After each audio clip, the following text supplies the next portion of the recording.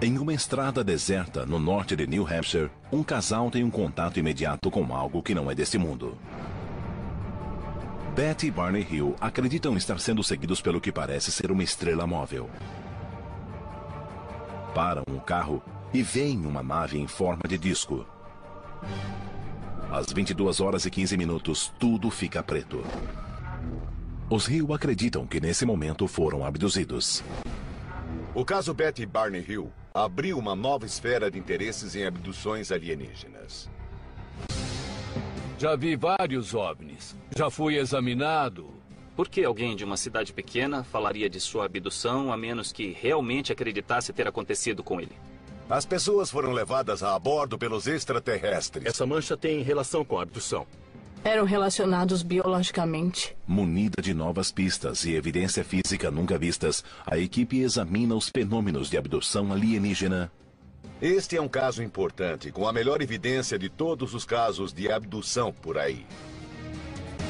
E mostra em primeira mão uma cirurgia para remover um suposto implante alienígena. Não tenho como explicar a presença disso. E submetê-lo a exaustivas análises em laboratório. Nós detectamos uma frequência de rádio. O objeto se move sozinho. É estranho. Abduções alienígenas, um fenômeno psicológico. Ele gostaria de acreditar que foi abduzido, mas tudo pode ser um incrível embuste. Ou realidade. Os céticos não sabem do que estão falando. A equipe da revista UFO abre o caso número 61203. Abduções.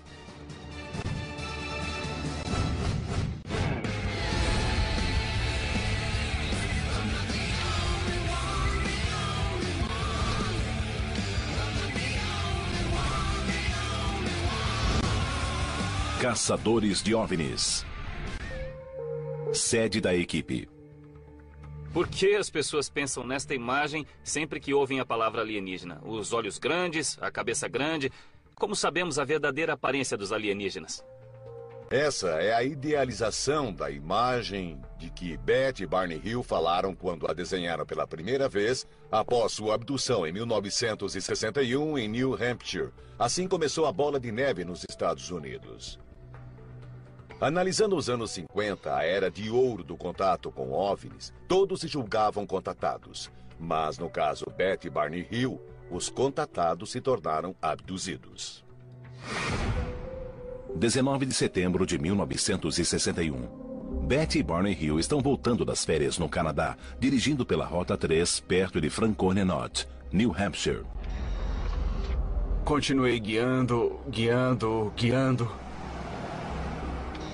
Por volta de meia-noite, uma estrela anormalmente brilhante chama sua atenção. A princípio, o casal fica intrigado. Eu a vi passando atrás do meu carro. Depois, aterrorizado. Está lá, está acima de nós, Beth. Veja. Eles percebem que a luz no céu parece segui-los. Eu corria tentando fugir.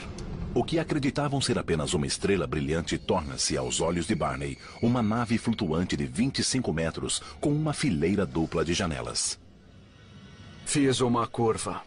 O disco o segue voando diretamente sobre o carro. Não sei por que tive de fazer aquela curva. Eu não sei por que fiz a curva.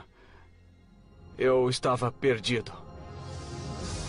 E de repente, as lembranças do casal recomeçam na viagem pela Rota 3. Para sua surpresa, de alguma forma, horas haviam se passado. Apesar de se lembrarem conscientemente de aspectos de todo o incidente, não se lembram do que aconteceu entre a hora em que viram a astronave e a hora em que estavam no carro voltando para casa. Conforme relatado no best-seller Jornada Interrompida, que apresentou o caso Hill ao mundo, ambos teriam se lembrado, sob hipnose, de lutar com pequenas criaturas humanoides. Eles afirmam que os alienígenas pareciam vê-los como espécimes de laboratório. Um dos aspectos mais importantes do caso Hill é a alegação de que a abdução deixara evidências físicas. Se vocês forem a New Hampshire, podemos reabrir o caso. Se conseguirem as evidências, conheço laboratórios que podem analisá-las. Cada um faz seu trabalho. Vamos fazer as malas e partir para New Hampshire.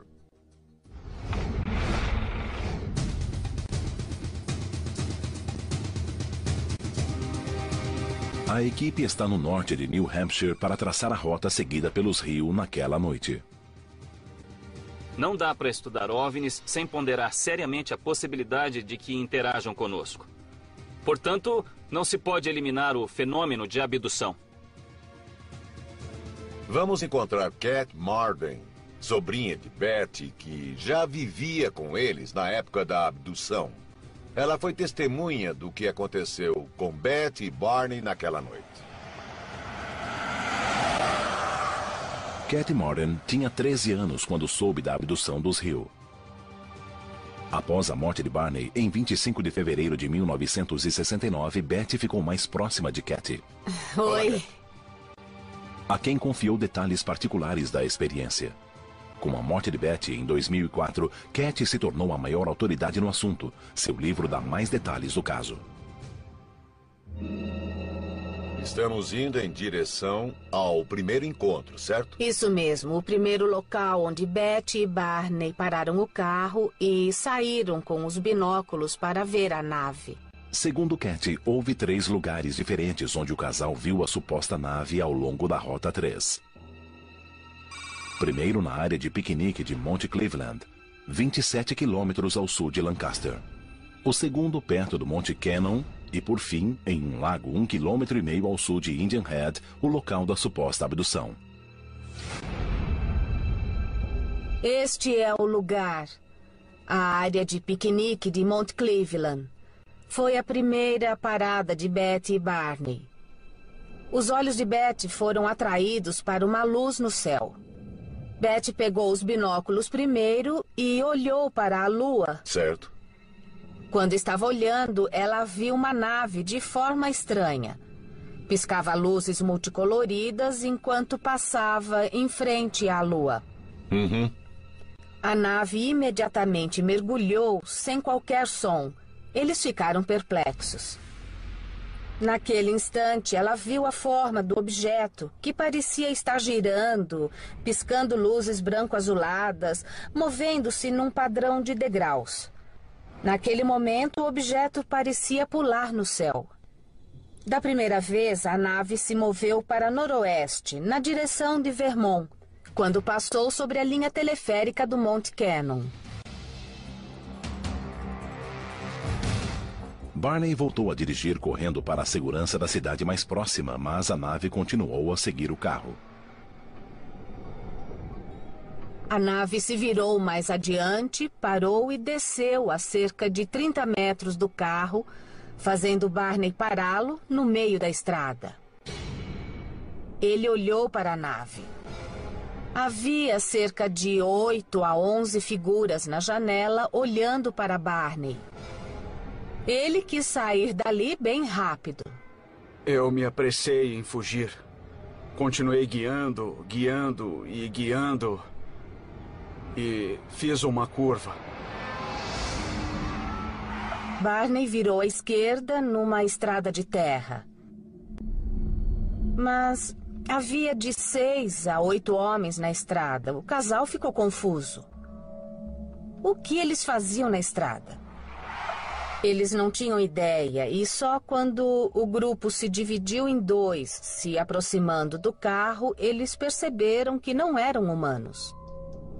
Foi quando a situação mudou drasticamente. Os homens abriram a porta e tiraram Betty do carro. Arrastaram Barney para o bosque onde a nave esperava. O suposto local de abdução dos Hill era apenas campo e floresta em 1961. Esse foi o momento em que parecem ter passado de viajantes assustados em uma estrada escura a pessoas abduzidas por criaturas de outro planeta. Foram trazidos da estrada para cá? Isso mesmo. E levados a bordo da nave aqui. Sob hipnose, ambos revelaram ter subido uma rampa. Betty começou a lutar com os homens e seu vestido se rasgou. Ela foi levada a bordo da nave e Barney foi levado a uma sala adiante. Nesse ponto foram submetidos a vários experimentos médicos. Experimentos médicos e remoção de amostras de seus corpos. Segundo seu relato, quando Betty perguntou à entidade alienígena de onde vinham, eles mostraram um mapa tridimensional de estrelas ligadas por várias linhas. Incrivelmente, durante uma sessão hipnótica 6 meses depois, Betty pôde recriar precisamente esse mapa estelar. Terminados os experimentos, os Hill teriam sido levados de volta ao carro. Barney foi levado por uma trilha até o carro. Betty foi escoltada pelo líder até o veículo e observou a nave partir. Eu não imaginava de quanto eles se lembravam sem a ajuda de psiquiatras, regressão ou hipnose. Nas primeiras horas da manhã após o incidente, em 20 de setembro de 1961, os Hill voltaram para casa. Sabiam que algo havia acontecido, mas havia um lapso de 2 horas. Mais tarde, naquele dia, Betty notou algo estranho no vestido que usara na noite anterior. Um pó cor-de-rosa desconhecido cobria o vestido. Mesmo sem se lembrar da abdução, nem de qualquer contato com o pó rosado, algo a compeliu a pendurar o vestido no armário sem lavá-lo. Ninguém se deu ao trabalho de examinar nenhuma das evidências em 1961. Ninguém viu o vestido de Betty naquele ano, um vestido rasgado no zíper. Este caso, ao contrário de quase todas as outras abduções, tem evidências físicas que nós podemos examinar. A análise do misterioso pó rosado que cobria o vestido de Betty provaria de forma conclusiva a abdução por uma nave alienígena? Este é um caso importante, com a melhor evidência de todos os casos de abdução por aí. A equipe analisa uma amostra de 10 por 5 centímetros do vestido para rastrear os restos do pó rosado. Os céticos não sabem do que estão falando. A abdução dos Hill entrou na cultura popular através do livro Jornada Interrompida, de 1966. O livro se tornou best-seller quando a revista Look fez uma série sobre a história em suas edições de 4 e 18 de outubro daquele ano. Ele olhou para baixo, de forma impessoal. Senti-me como um inseto esperando para ser apanhado, como se fosse um tipo de espécime. Foi uma sensação assustadora. Em 1975, o livro deu origem ao filme para a televisão O Incidente UFO com James Earl Jones. Está chegando perto. Não está. Não está chegando perto. Ele está lá em cima. Betty, quer que eu acredite em quê?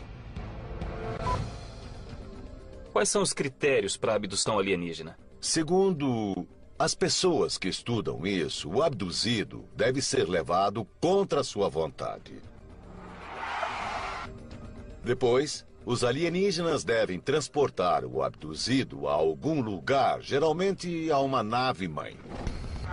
Finalmente, a pessoa é devolvida a algum lugar e sente que há um lapso de tempo, como Betty Barney Hill. Bom, para mim o problema é que várias pessoas dizem que foram abduzidas.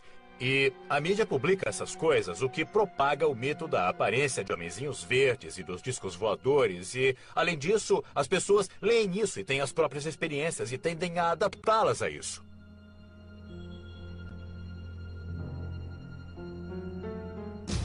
Apesar das dezenas de milhares de relatos de abduções por OVNIs, a grande maioria dos casos é descartada como falsa. Mas o caso de Betty Barney Hill continua um mistério até hoje. Segundo a equipe, há algo muito diferente nesse caso. As evidências físicas deixadas. Havia pontos extremamente brilhantes na carroceria do carro. Havia grandes pontos brilhantes na carroceria do carro. Do tamanho de uma moeda de $1. Felizmente, tínhamos um vizinho que era físico e recomendou que Betty andasse com uma bússola em volta do carro para ver como a agulha iria reagir. É só levar a bússola para perto do carro e a agulha fica girando, girando e girando. Se puséssemos a bússola em qualquer lugar que não ali, a agulha parava.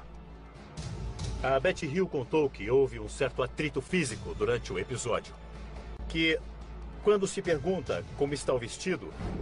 Bom, ele está fisicamente danificado. O zíper está rasgado, parte do tecido está descolado e há contaminantes nele, manchas por toda parte. Se os extraterrestres deixaram algo no tecido, isso ainda apareceria? Isso já faz 40 anos, então com certeza haverá uma certa deterioração ou decomposição de qualquer amostra que esteja por lá. A substância envolvida é um tipo de pó rosado no vestido que a Beth estava usando. O que é que poderia ser?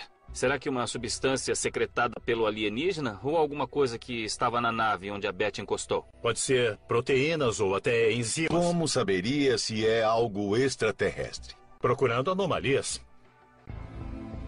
A sobrinha de Beth Hill concordou em dar 2 amostras do vestido para a equipe testar. Uma amostra de controle e uma contaminada. O Dr. Ted Actworth traz o vestido para Phyllis Buttinger, uma analista química altamente respeitada com décadas de experiência na British Petroleum. Ela analisa o vestido em busca de traços do misterioso pó e de outras anomalias no tecido. O que nós temos aqui? Esse aqui é um pedaço da manga esquerda do vestido de Beth. Esse é o controle que mantém a cor original do vestido. A hipótese é de que a mancha tem alguma coisa a ver com o evento da abdução? Sim. O material do vestido foi manchado. Há muito pouco deste material na amostra de controle. Isto me diz que o que houver aí veio de uma fonte externa e absolutamente não veio de Beth. Então pode existir um material residual ou... Pode ser. Primeiro ela examinou sob um microscópio para poder ter uma visão aumentada.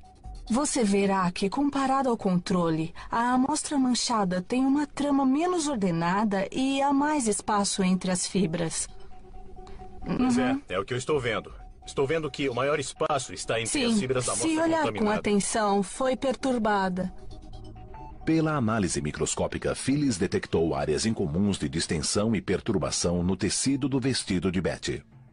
O tecido está mecanicamente deslocado em comparação à amostra de controle. Tudo que eu vejo é consistente com a explicação de uma luta física entre a usuária do vestido e uma outra pessoa.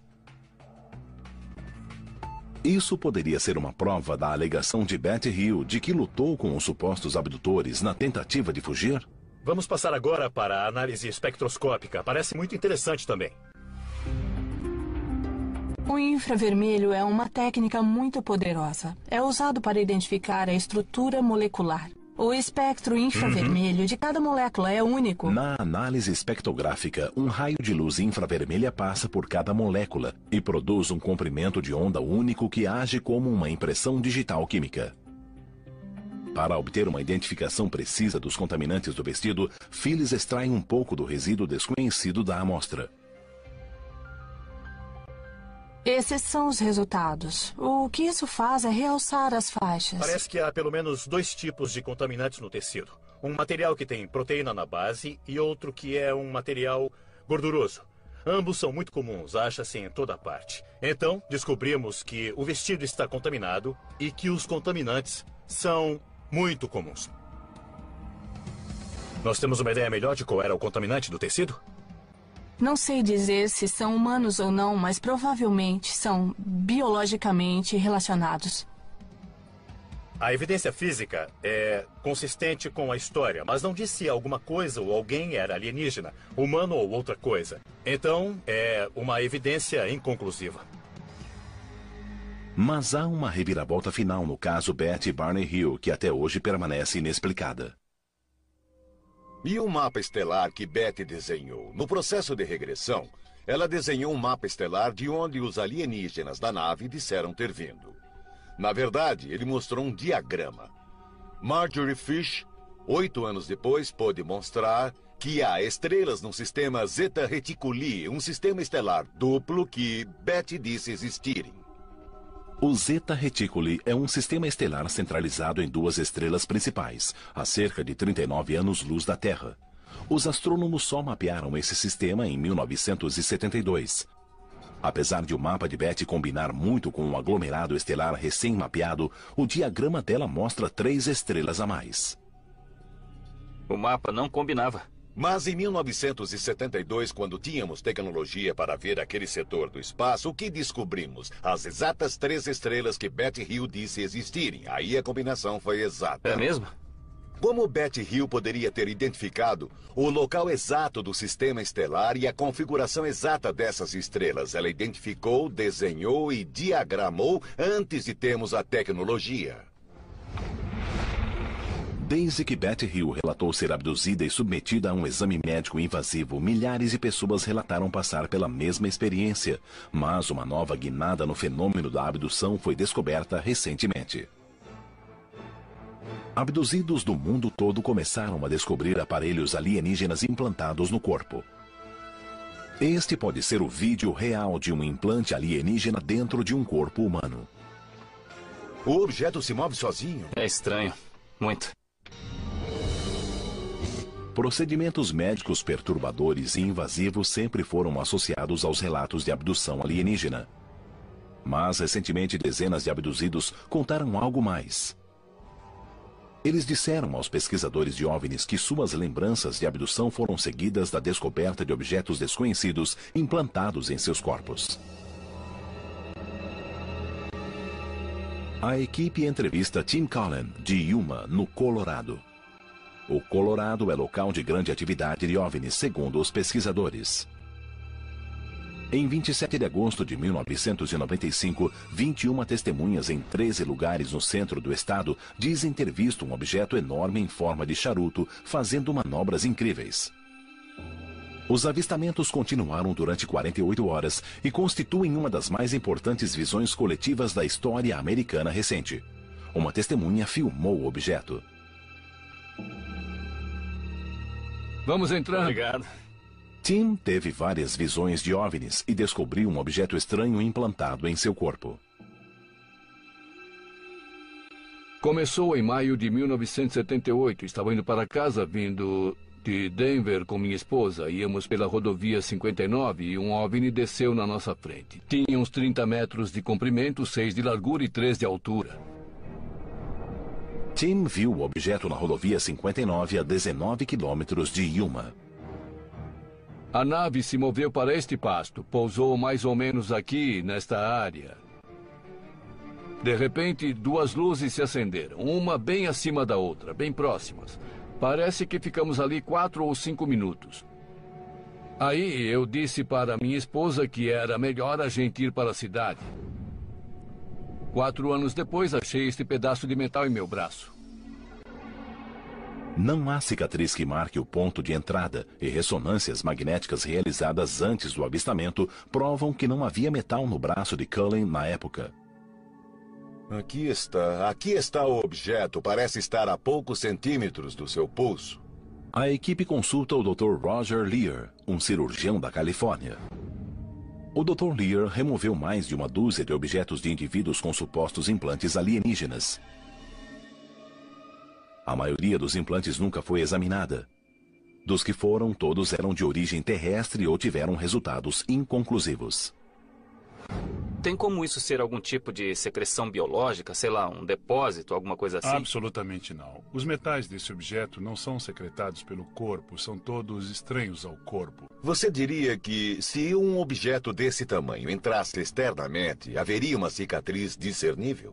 Tem de haver algum ponto de entrada. Olhamos o braço e não havia cicatriz alguma. Tá legal. O que eu acho é que eu recebi a opinião de outro médico que diz que o objeto é anormal e já fez 3 exames de laboratório nele. Os 3 laboratórios disseram que é um objeto muito incomum. A minha preocupação é que seja só um pedaço de metal que entrou de algum modo no corpo dele. Além disso, o objeto não causou rejeição ou reação inflamatória no corpo de Tim. Na verdade, na remoção descobriu-se que o organismo havia cercado o implante com um grande feixe de nervos, uma reação altamente anormal à presença de material estranho. Você disse que havia tecido em volta disto. Será que a gente pode ver o vídeo? Claro. O objeto também mostrou um comportamento anormal durante a remoção cirúrgica. Todo o evento foi filmado. Este é o vídeo da operação? Veja o tamanho disso, Pat, vê? Lá está, veja como se move. Veja, aí está a prova, lá está se movendo, vê isso? O objeto se move sozinho, a ferramenta não o empurra. Eu não olhei de perto. Está se movendo. dentro do braço de Tim. Eu não posso estar 100% convencido até aumentar bem e notar algo totalmente bizarro e que me impressione e me convença de que, sabe, que aquilo é mesmo um objeto alienígena. Não sei o que é. Dá pra vê-lo se mover. Não estou tocando nele. Agora eu pausei o vídeo. Pode-se ver que nada encosta nele. Está longe. Vamos passar de novo. Viu isso? Ele pulou pra longe. Pulou de novo. Tá pulando. Veja como está se afastando. Tá rolando agora? Veja. É interessante. Veja isso. Ele tenta... Isso é muito bizarro. Está se movendo sozinho. O que o faz se mover? Não está sendo tocado pelo hemostato. Não está sendo tocado por coisa alguma. Não há fluidos ali. Não se vê nenhum fluido no braço. Está se movendo pelo tecido, por força própria. Eu não sei o que pensar. Eu realmente não sei o que pensar. Se não há fluidos, porque a coisa está se movendo sozinha. Eu não sei o que pensar. É uma coisa muito estranha. Embora a equipe considere notável a evidência de Tim, há casos ainda mais intrigantes de implantes deixados após supostas abduções. 11 de dezembro de 2007. Um homem de 49 anos da Pensilvânia, Jeff Harvey, contata a equipe. Sabe de uma coisa? Vamos para o escritório. Vamos lá. Em 2001, ele teve uma doença diagnosticada como envenenamento por metal pesado. Pode entrar. A causa do envenenamento nunca foi determinada. Ao mesmo tempo, ele descobriu algo estranho escondido no alto da coxa. Quando percebeu que tinha um objeto ou algo dentro de você? Acontece que comecei a perder muito peso. Eu pesava 100 quilos. Peso 63 quilos agora. Perdi muito peso. Fiquei muito doente. Se tem alguma coisa a ver com isso, eu quero tirar e quero que seja totalmente analisado para saber o que é. E por que você acha que tem a ver com OVNIs? É uma das possibilidades que eu pesquiso. Quando Jeff tinha 8 anos, em 1967, ele e o pai avistaram um OVNI quando moravam em Huntsdale, na Pensilvânia, perto de Scranton. Meu pai e eu estávamos pescando às margens do rio Lackawaxen e acima das árvores, ele apareceu. Soltava fumaça por trás. Tinha formato circular e forma de tigela na base. Você teve alguma lembrança de sentir o nódulo ser posto em sua perna? Essa é a parte mais estranha. A Associação dos Veteranos disse que pode ser um fragmento de bala, mas nunca estive em batalha. Não há razão nenhuma para isso estar aí. Mas você tem experiência com avistamento de OVNIs. Talvez essa seja a ligação. Quando ocorre a remoção cirúrgica do suposto implante para análises para surpresa da equipe, nós detectamos uma frequência de rádio.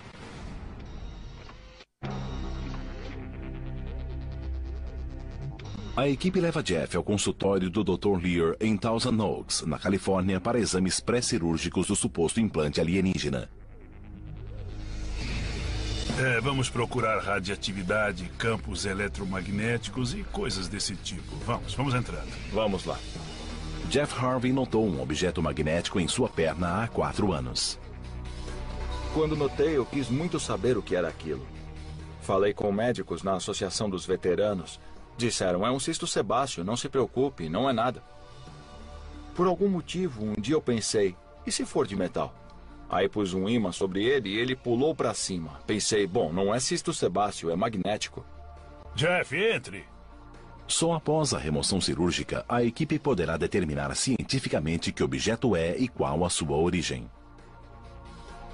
Este é o osso principal. E aqui está o objeto. O objeto parece ser uma pequena bala pouco maior que um cartucho de festim, enterrada a 3 ou 4 milímetros da pele do alto da coxa direita de Jeff. Bom, em tamanho é muito similar ao que nós já vimos antes. É bem parecido. Jeff diz não ter ideia de como o objeto entrou em sua perna. Ele não se lembra de qualquer incidente que possa ter levado o metal a se alojar em seu corpo. Não há cicatriz perto do implante. Os outros que já removeu estavam tão perto da pele? Não, geralmente estão mais perto do osso, mas ele poderia estar mais no fundo e ter se movido na direção da superfície. Antes de fazer a cirurgia para remover o implante, temos que determinar que objeto é. Temos de fazer alguns testes de magnetismo e frequência de rádio. Este é um ímã com força de 113 quilos. Com ele, nós podemos conseguir uma boa força magnética. Se o objeto reagir ao campo magnético, ele deverá ser puxado para mais perto da pele. É este o ponto, Jeff? Bem aí. Bem aqui. Sim, parece se destacar um pouco. Veja a pele. Sim, estou vendo. Está puxando uma pequena área circular. Isso mesmo. Quanto acha que está puxando? Uns 3 milímetros. Uns 3 milímetros. Agora vamos fazer testes de radioatividade, campos eletromagnéticos e também testes de frequência de rádio. Antes de removermos o implante, nós temos de ver se há algo detectável ocorrendo. Sabemos que é magnético.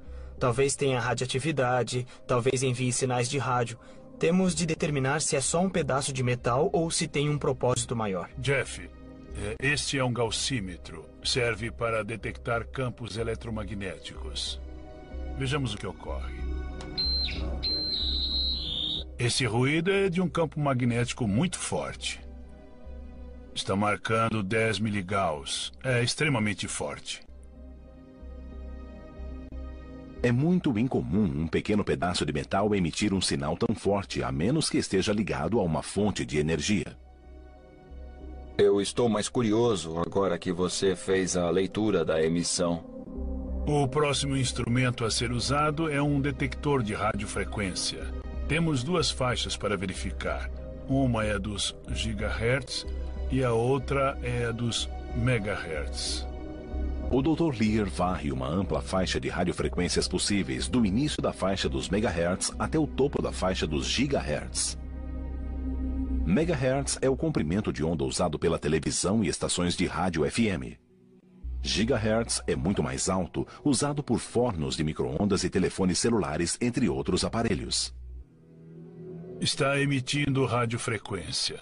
Parece ser de 59,125254 GHz. Agora vamos ver a frequência de megahertz, que é 35,893 MHz. A leitura de megahertz caiu na faixa de VHF. A banda VHF é usada para comunicações de rádio por satélite e terrestre, tanto pelo governo quanto pelos consumidores. Bem, eu já descobri alguma coisa hoje. Agora vamos esperar até amanhã para ver o resultado. A evidência que pudemos examinar foi muito interessante, na verdade. Tivemos uma leitura de 10 miligauss e também uma radiofrequência de 35 MHz e 59 GHz. 35 MHz é VHF, isso é rádio FM ou televisão. Há uma chance de ter captado a radiação de fundo em torno dele, mas agora a outra é 59 GHz. 59 GHz. Então, essa é uma frequência extremamente alta. É a radiofrequência que os astrônomos usam para detectar emissões vindas do espaço exterior. Por que um objeto sob a pele de alguém geraria tal tipo de frequência? Primeiro, a coisa envia um sinal numa frequência que viaja muito longe. E também é um tipo de sinal de rastreamento. Essas leituras são particularmente poderosas em magnitude, então podem ser parte do ambiente no espaço onde foi feita a medição. Agora, basicamente, isso é inconclusivo, enquanto não removermos o implante para fazer mais testes. Muito bem, Jeff, esse é o local da cirurgia. Os sistemas estão prontos, a sala cirúrgica está pronta. Estou ansioso para ver o que nós vamos extrair. Antes da operação, a equipe médica extrai sangue de Jeff para que o objeto possa ser guardado no mesmo fluido em que esteve imerso. Certo, está pronto. Ótimo, obrigado. Na verdade, eu terei de voltar um pouco para achar essa coisa e... O Dr. John Matriciano, cirurgião-geral de Thousand Oaks, na Califórnia, irá conduzir a operação. Lá está. Olha lá. Finalmente. Eu vou usar anestesia local. Vamos por aqui, neste ponto marcado antes. Farei um pequeno corte na pele. Aqui.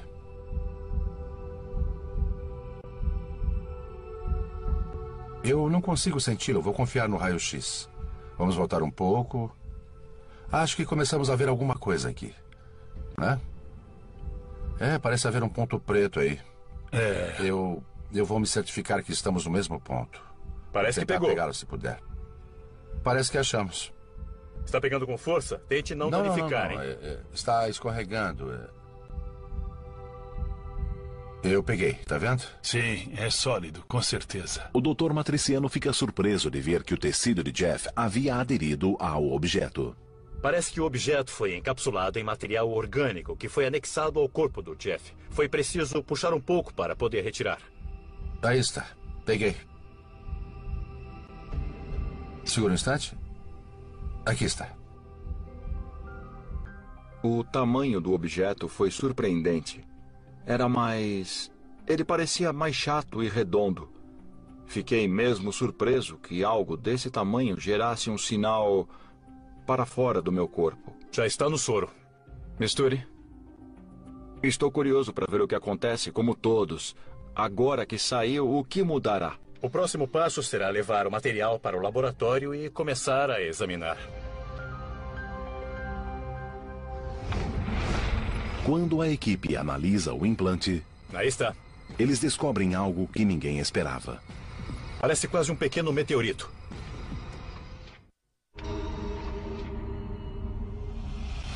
Obrigado, Roger. Após remover com sucesso um suposto implante alienígena da perna de Jeff Harvey, a equipe realiza testes para determinar se ele ainda emite radiofrequências incomuns como antes. Me fale um pouco sobre o teste de radiofrequência. A radiofrequência foi simplesmente cancelada. Ela parou. O implante não está mais emitindo sinais. Eu não sei dizer se ele foi desligado ou então controlado para não funcionar mais, mas as frequências deste tipo de objeto implicam que há muito mais nele do que é possível ver. Oi, Richard. Trouxe a amostra de que falamos? Você mostra pra gente o microscópio óptico? Claro. O próximo passo é analisar o objeto em si. Seria algo identificável ou simplesmente um objeto anômalo?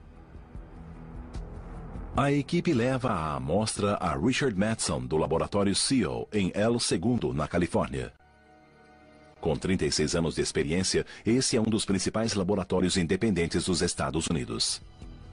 Para fazer uma abordagem científica, temos de ver realmente o que é isto, submetê-lo a testes metalúrgicos e biológicos e observar atentamente para ver se temos alguma coisa. A amostra é muito pequena, deve ter pelo menos 2 milímetros de largura. O que é que vocês estão procurando no momento? A geometria, a forma, a cor, aspectos de textura da superfície são um bom ponto para começar. Parece ter uma forma irregular, parece ter uma cor preta e marrom. Parece até ser um pequeno meteorito. Há linhas de fratura ou... Não?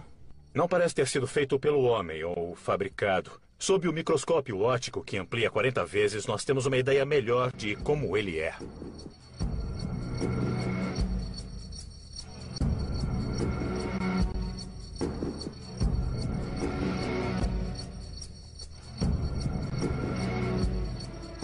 O objeto tem duas áreas distintas. Uma camada interna clara e uma camada externa escura. Eu vi a superfície externa e ela me pareceu escurecida ou queimada, podemos dizer. Pode ser ferrugem. Pode ser. Oxidação. Sim. Mas um exame mais atento revela uma terceira área, uma saliência incomum no objeto. Parece algo ressecado, como se fosse um tipo de gel. Chamamos de barbatana. Parece uma barbatana saindo pela lateral. Estou curioso para saber do que ela é feita. Este é um microscópio eletrônico de varredura. Nós temos uma fonte de elétrons que emite elétrons verticalmente para a amostra. Podemos varrer a amostra dos eixos X e Y. Podemos ter a difração do raio-X, que dará informações sobre os elementos que há na amostra. É um belo equipamento. É sim. Aí está. Podemos tirar um raio-X do material desta barbatana? Claro. Nós vemos aqui que não é um material que se projeta da amostra. Na verdade, é alguma coisa que está presa a ela.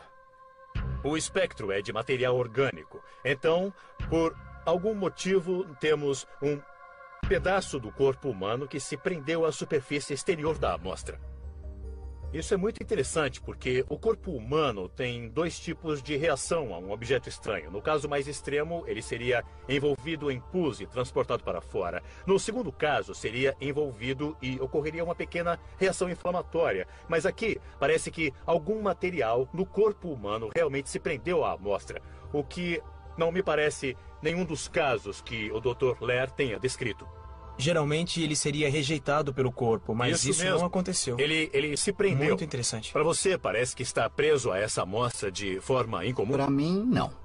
A equipe continua a analisar o objeto em busca de anomalias. Dá para ter uma boa ideia de quais são os elementos nessa borda. Vejo ferro, oxigênio e tem carbono? Enxofre. Como pode ver, o pico mais alto é carbono. O carbono e o oxigênio que nós achamos que fossem os contaminantes. Todos eles poderiam ser encontrados em fluidos corporais, por exemplo. Mas se tirarmos isso, ainda terá sobrado o ferro. O ferro.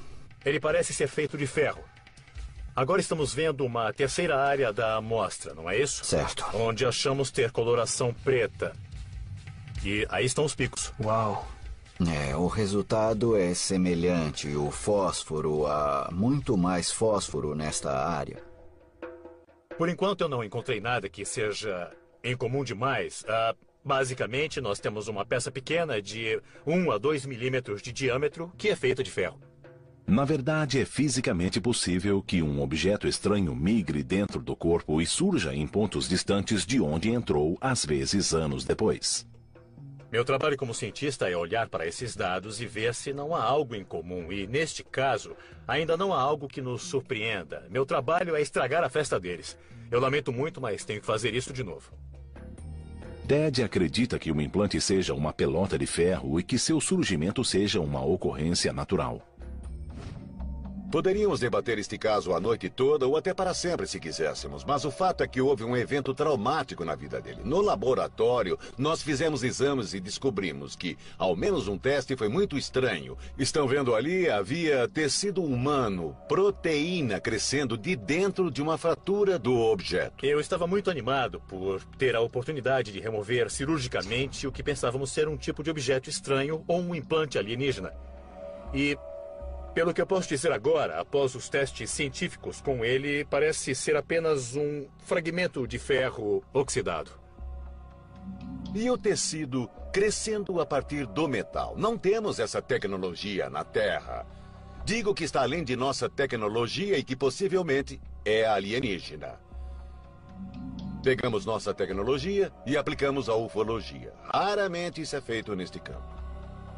Um cético sempre dirá que não provamos a existência dos OVNIs, como se tivéssemos de exibir um OVNI sobre a mesa para ser verdade. Por outro lado, o ufólogo dirá que não se refutou o OVNI. Mostre-me algo que diga que isso é outra coisa e não um OVNI. Sabe de uma coisa?